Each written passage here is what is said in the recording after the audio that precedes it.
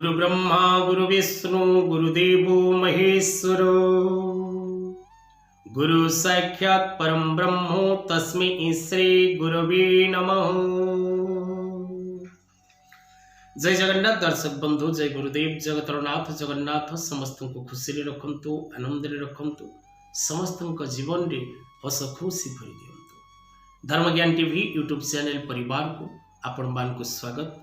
जो मित्र माने हमारे चैनल को लाइक शेयर और सब्सक्राइब करना से माने लाइक शेयर और सब्सक्राइब करने को कदापि भूलंतु नहीं। दर्शक बंधु, आज ये कार्यक्रम माध्यम आम आलोचना करवा संपूर्ण 2024 मसीहा फेब्रुआरी मासटी किपरि रहिबो, मिथुन राशि मिथुन लग्न एवं जो मित्र मानकर नामर आद्य अक्षर मिथुन राशि अंतर्गत सेमानक पई संपूर्ण 2024 फेब्रुआरी मासटी केते परिमाण शुभ एवं केते परिमाण अशुभ फल प्रदान करिवो से विषय रे करबा सविशेष आलोचना। दर्शक बंधु, मिथुन राशि राशियाधिपति ग्रह युवराज ग्रह बुध। मिथुन राशि व्यक्ति विशेष माने उत्तम ज्ञानी होइथांती, परामर्शदाता होइथांती, शिक्षक होइथांती, अकाउंटर होइथांती एवं विशेषकर मिथुन राशि व्यक्ति विशेष माने education and banking sector and computer science sector रे जदि कार्यरत थांती तेबे से माने निश्चित भाव में टॉप लेवल पर्यंत जाई पारंती। मिथुन राशि व्यक्ति विशेष माने मध्य परामर्शदाता होइथांती। मिथुन राशि व्यक्ति विशेष मान को पई ए मासटी केते परिमाण शुभ एवं केते परिमाण अशुभ आसंतु से विषय रे आलोचना करिबा।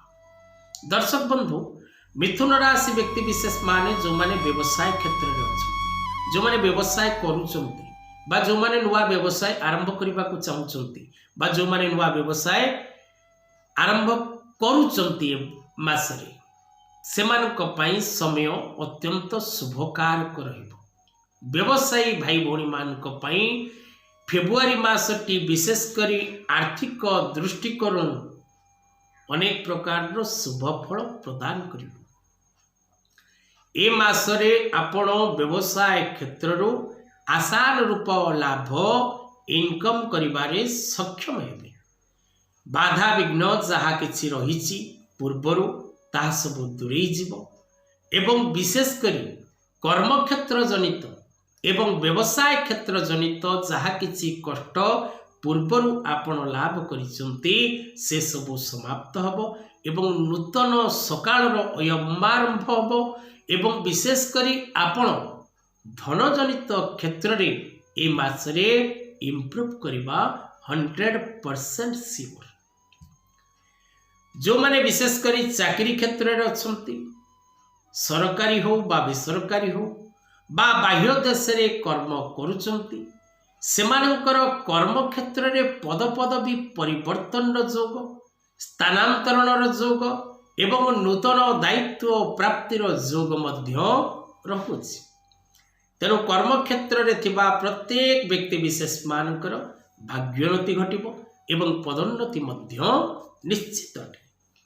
विशेष करी भूमि भवन वाहन एवं कौनसी प्रकार गृह उपकरण ऑफिस उपकरण वस्त्र आभूषण क्रय करिवार सुजोग आपण लाभ करिवे एवं ए मासरे निश्चित भाव रे आपण क्रय करिवाटा फाइनल।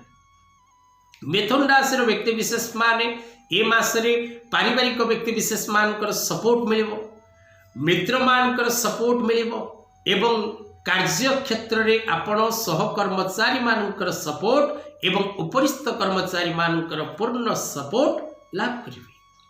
मिथुन राशि जात व्यक्ति विशेष मानक पई विशेष करी स्वास्थ्य जनित कोनोसी समस्या ए मासरे वृद्धि पाइबो नाही। स्वास्थ्य आपणकर भल रहिबो एवं मानसिक शांति आपण प्राप्त करिवे।